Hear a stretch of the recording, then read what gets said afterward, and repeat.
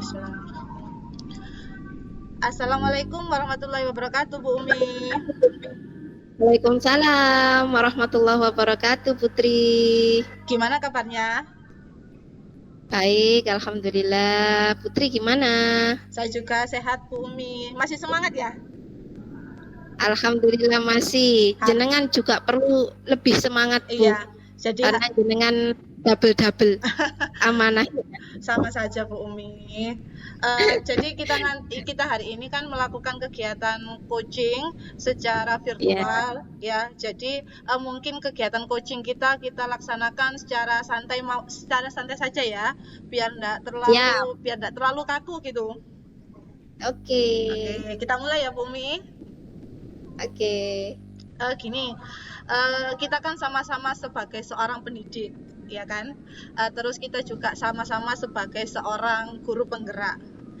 Pastinya kan masing-masing dari kita, terutama Bu Umi, kan mempunyai harapan atau cita-cita yang ingin dicapai. Nah, kira-kira harapan atau cita-cita apa yang mungkin dalam waktu dekat ini bisa Bu Umi lakukan atau ingin Bu Umi capai? Ya, jadi kalau harapan atau cita-cita itu banyak ya, tapi untuk prioritas yang ingin saya capai dalam waktu dekat itu, saya itu ingin sekali seluruh guru kelas 7 yang di kurikulum Merdeka ini itu mengimplementasikan pembelajaran yang bisa mendukung kebutuhan belajar murid, ya, pembelajaran yang berdiferensiasi, ya kan? Kemarin kan kita sudah dapat beberapa ilmu kaitannya dengan pembelajaran berdiferensiasi. Itu sih yang mau saya capai dalam waktu dekat ini. Jadi seluruh guru kelas 7 bisa mengimplementasikan pembelajaran berdiferensiasi. Mohon maaf sebelumnya saya mau tanya ya, berarti di sekolahnya Bu Umi sekarang yang untuk kelas 7 itu sudah menerapkan kurikulum Merdeka ya? Iya, betul. Kebetulan yang muncul itu SK-nya Merdeka Berubah. Oh, Merdeka Berubah, ya.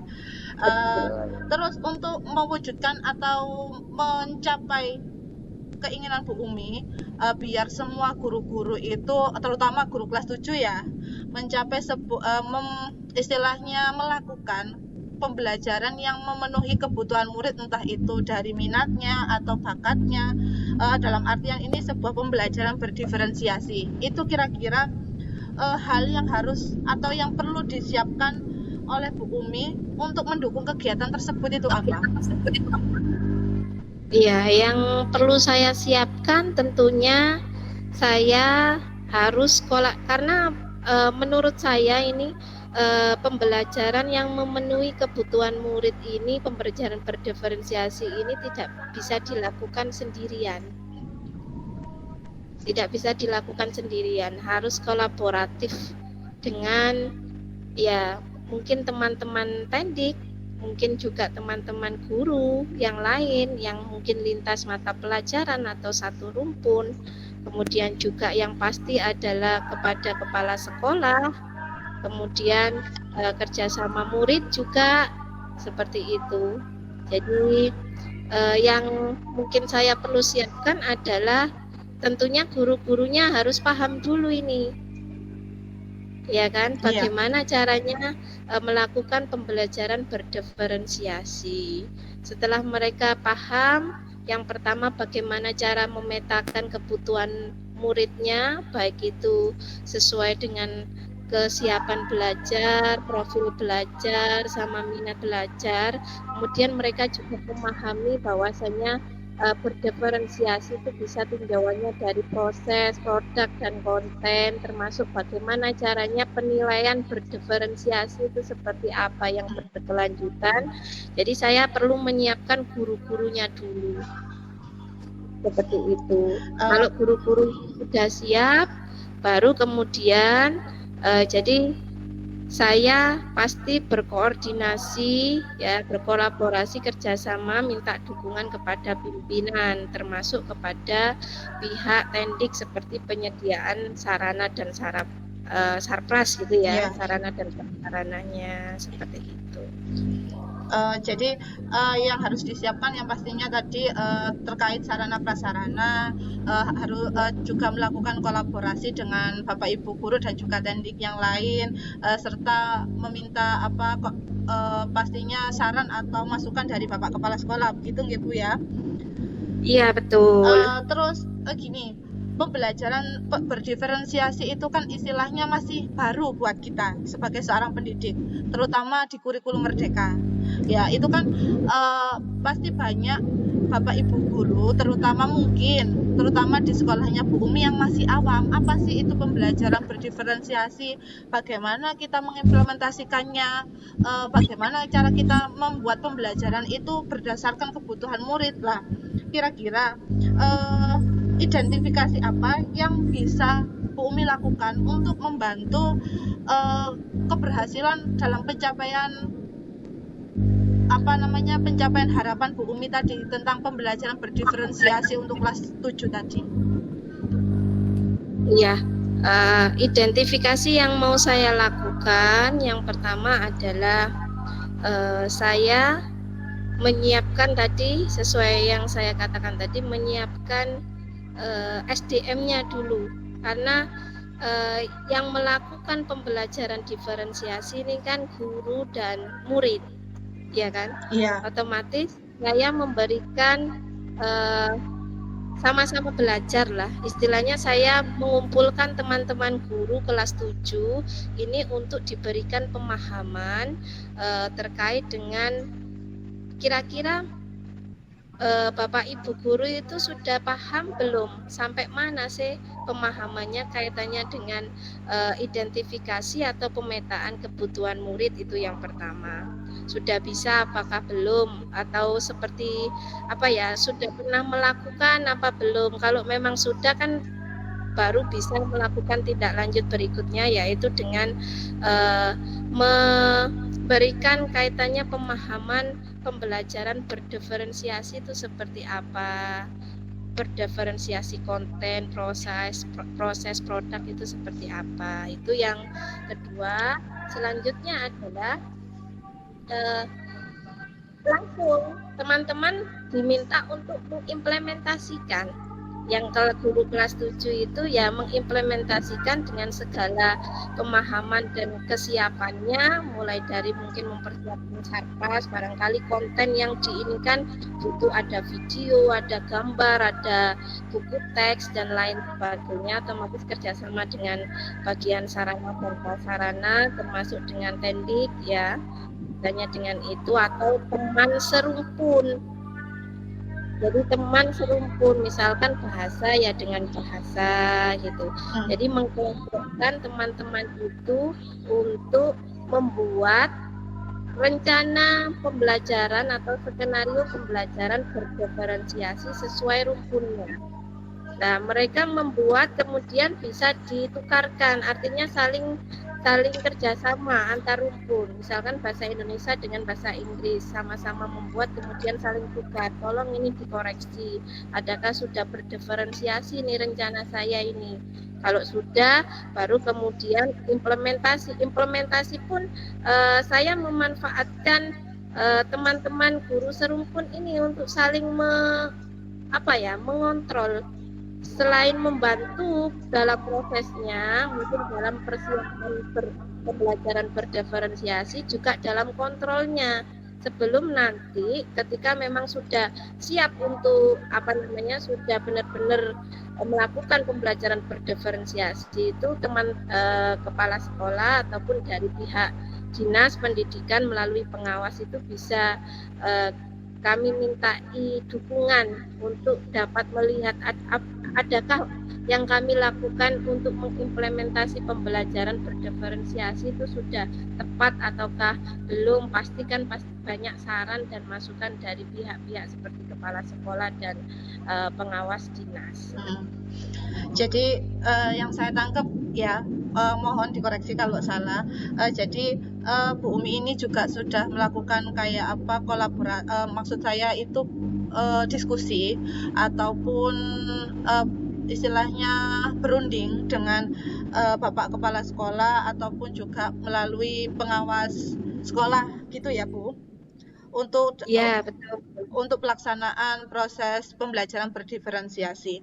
Nah, dalam perencanaan atau pelaksanaan proses pembelajaran yang berdiferensiasi itu pastinya kan itu sebuah rencana aksi yang cukup besar dan cukup membawa perubahan atau dampak yang akhirnya bisa kalau memang berhasil itu akan membawa dampak yang sangat bagus bagi pembelajaran di kelas 7. Nah, yang mau saya tanyakan itu yang kira-kira yang menjadi tolak ukur keberhasilannya pembelajaran berdiferensiasi menurutnya Bu Umi itu seperti apa? Iya. Jadi tolak ukurnya selain tadi tujuannya kan teman-teman sudah mengimplementasikan pembelajaran berdiferensiasi. Jadi tolak ukurnya adalah murid-murid ya. Jadi murid-murid dalam pembelajaran itu terpenuhi kebutuhan belajarnya sehingga menjadikan pembelajarannya itu bermakna bagi mereka. Dan ketika kita melakukan sesuatu yang bermanfaat menurut kita dan menyenangkan, karena kan tadi sesuai kebutuhan murid ya. Anak yang suka gambar ya mungkin di caranya pembelajarannya adalah dengan cara mungkin di pendekatannya melalui menggambar, mungkin seperti itu. Otomatis kan mereka jadi seneng gitu. Nah, itu nanti murid-murid akan dimintai setelah melakukan implementasi pembelajaran berdiferensiasi, murid-murid dimintai umpan balik dan refleksi, hasil refleksi pembelajarannya gitu, dengan instrumen umpan balik tentunya. Kaitannya dengan apakah sudah bahagia, kemudian kebutuhan apa yang sudah terpenuhi dalam pembelajaran, kemudian pemahaman konsep-konsep apa yang sudah mereka dapatkan, seperti itu, termasuk kaitannya dengan perasaan. Saya bayangkan kalau di dalam pembelajaran berdiferensiasi itu Putri ya, itu mereka akan sangat senang sekali. Jadi melakukannya itu dengan enjoy gitu, walaupun mungkin dengan mereka otomatis kan diberikan arahan ya, dalam artian mungkin lembar kerja kaitannya apa yang harus saya lakukan setelah ini, step ini saya harus seperti apa, saya harus bagaimana. Otomatis kan mereka juga ini dan melakukannya itu pasti dengan enjoy dan bahagia gitu, senang gitu kan gitu. Sehingga apa, kita kan jatuhnya kan bisa mengantarkan mereka, karena kan tujuan pendidikan ya, kalau yang kita sudah pelajari tujuan pendidikan adalah salah satunya mengantarkan mereka menjadi individu ya yang bahagia dan selamat ya secara tingginya gitu. Ketika mereka terpenuhi kebahagiaannya dalam pembelajaran, kemudian ingin terus belajar, wah Bu, ini saya harapkan ini besok kita gini lagi ya, kita belajar lagi ya. Itu menurut saya sudah cukup berhasil itu berdiferensiasi itu. Betul. Nggak ada kata dia nggak mau belajar karena bosan, karena ngantuk gitu. Nggak ada itu, mungkin nggak akan ada terucap seperti itu kalau memang pembelajaran berdiferensiasinya itu sudah berjalan dengan baik dan melayani anak-anak sesuai dengan kebutuhan mereka. Seperti itu sih indikatornya. Jadi gini, ketika pembelajaran berdiferensiasi itu sudah berhasil dilakukan, sudah berhasil diimplementasikan ke anak-anak, harapan kita sebagai guru itu bisa membuat pembelajaran itu menjadi enjoy ya, menjadi tujuan pembelajaran yang ingin kita capai itu bisa tercapai gitu ya Bu ya. Betul, selain tujuan pembelajarannya juga tercapai, otomatis kan tidak boleh melenceng dari tujuan pembelajaran. Jadi mereka mencapai tujuan pembelajaran itu sendiri, konsep-konsep materi itu sendiri dengan merasa nyaman ya, dengan dilayani kebutuhannya dengan bahagia seperti itu. Iya. Terus ini Bu, kan itu kan tolak ukurnya menurut Bu Umi. Lah kira-kira kan kalau kita membuat sebuah rencana aksi yang besar itu kan pasti ada tantangannya, ada resikonya. Lah gimana caranya Bu Umi untuk meminimalisir paling tidak mengurangilah resiko yang kita hadapi ketika ingin mengimplementasikan pembelajaran berdiferensiasi itu di kelas? Iya, jadi yang saya lakukan untuk meminimalisir supaya intinya adalah supaya tidak ada kendalanya itu minim ya. Jadi pembelajaran berdiferensiasi yang dilakukan itu bisa lancar, bisa baik. Yang pertama ya itu tadi merencanakan membuat RPP-nya itu harus benar-benar berdiferensiasi dulu teman-teman. Kemudian sudah dilakukan pengecekan RPP, implementasi, kemudian ada kontrol, ada monitoring lah istilahnya, monitoring evaluasi dari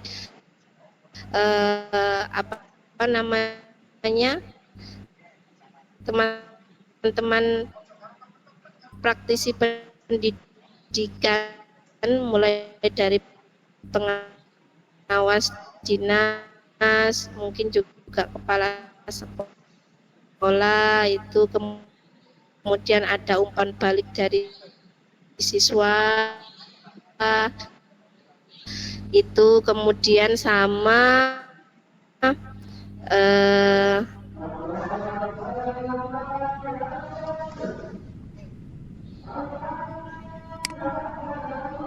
ini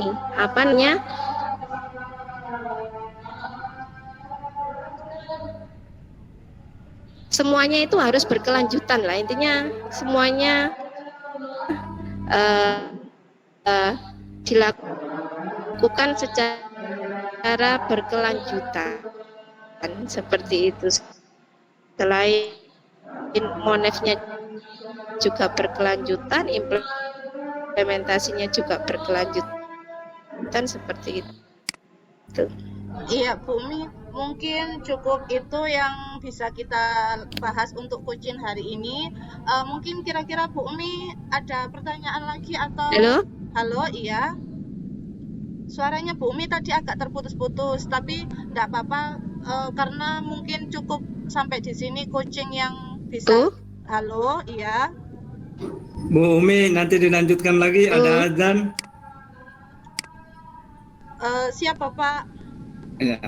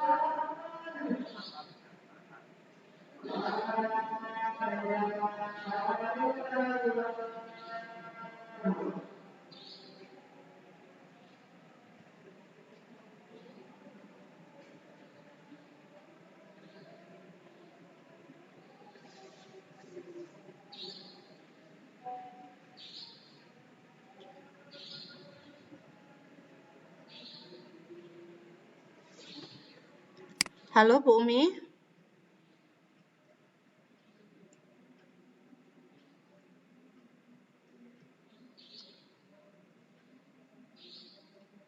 Ya Putri, gimana?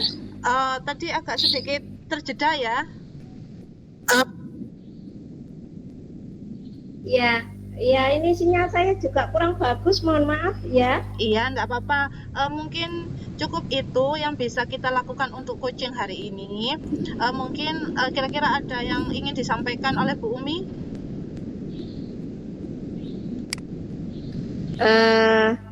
Mungkin kalau dari saya sudah cukup, hanya saja mungkin saya perlu saran-saran yang mungkin Putri ada pengalaman sudah mengimplementasikan pembelajaran berdiferensiasi supaya menjadi bahan masukan untuk saya dan sekolah barangkali cocok saya terapkan di sekolah saya.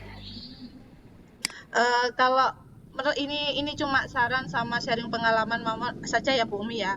Kalau di sekolah saya ini kan juga kita juga baru memulai yang namanya kurikulum merdeka ini. Jadi kalau di sekolah saya dalam penerapan pembelajaran berdiferensiasi itu kita memang mulai dari pengenalan dulu pembelajaran berdiferensiasi kepada gurunya itu seperti apa. Terus habis itu kita mungkin sebelum langsung terjun ke anak-anak, kita lakukan yang namanya micro teaching dulu. Jadi kita lihat proses pembelajaran Bapak Ibu guru ketika Bapak Ibu guru itu melakukan pembelajaran berdiferensiasi. Kurangnya apa, kelebihannya apa, itu kan langsung bisa kita koreksi dari situ. Ya. Mungkin cukup itu Bu Umi yang bisa bisa saya berikan atau sharing pengalaman yang memang itu sudah kita lakukan atau maksud saya sekolah kami sudah lakukan dan rencanakan. Oh ya, terima kasih, masukan sangat bagus sekali Putri, terima kasih atas masukannya. Semoga itu nanti juga bisa saya terapkan di sekolah saya dan cocok untuk kondisi di sekolah saya. Terima kasih. Sama-sama Bu Umi, sampai ketemu kembali ya. Saya akhiri dulu kegiatan coaching kita. Assalamualaikum warahmatullahi wabarakatuh. Waalaikumsalam warahmatullahi wabarakatuh.